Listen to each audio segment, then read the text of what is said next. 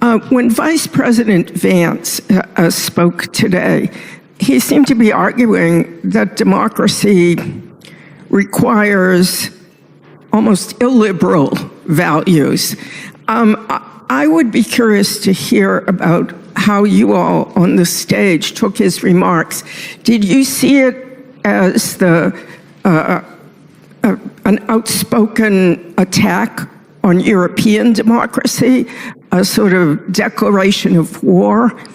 And when you look at the United States now, as the foreign minister said, sometimes we used to assume that our model was the only one.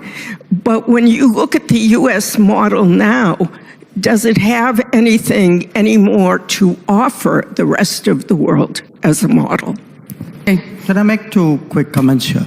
One, look, I would challenge the equation of, liberalism in a kind of an international way with democracy. I do think different societies have their own cultures, their own values, their own ways of doing things. And the idea that there is some kind of universe, one truth and one judgment and one norm, and that should be preached, propagated, evaluated, and judged. I think that is one of the big issues we're having today in politics. And it is done by think tanks, it's done by people who do ratings, it is done by newspapers.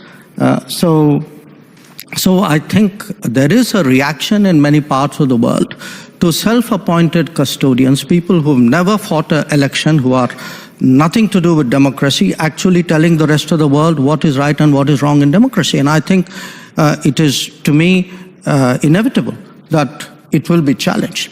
My second issue, is, look, every country has its mainstream politics. It has its outliers, okay? If I were to look, for example, at how much Europeans, Westerners, reach out to outliers in those societies. If I were to look at what do Western ambassadors do in India, if my ambassadors did a fraction of that, you would all be up in arms. So I think there are double standards here.